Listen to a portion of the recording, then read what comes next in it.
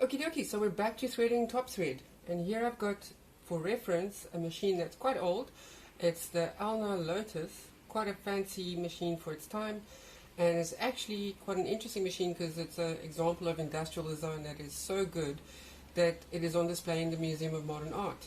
So that's pretty wow if you think about sewing machines. Anyway, so on this little machine they kept it so simple in terms of the design that you simply go via this little pin that's normally tucked away when the machine is closed, like that.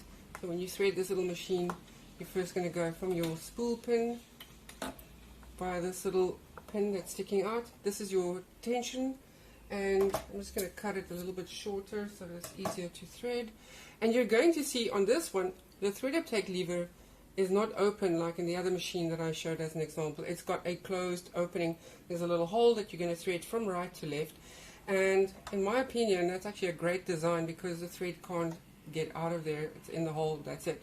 And now you'll see I'm going to follow that little hook, and last but not least, again, the needle. I specifically didn't want to really put all the bits and pieces back on the machine because I wanted to show you the moving parts.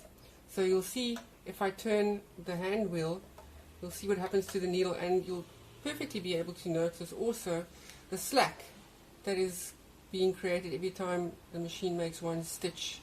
So this is why it's called the thread uptake lever, because it pulls the slack. It pulls up the slack every time the machine makes a stitch. So here's that capital N shape that we were talking about earlier. So from this spool pin via this little pin onto our tension, last but not least, the capital N shape formed by your thread uptake lever, and then if we had to put it into the needle, that's where we're going to go last. By the way, this is called your throat plate. On this little machine, it's very simple.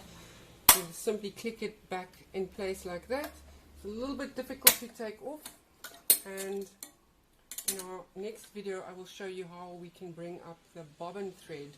But in this case, I just wanted to show you your bobbin thread will come up through a hole in your throat plate, which is what this is called, sometimes also called the needle plate. It will actually come out of that hole.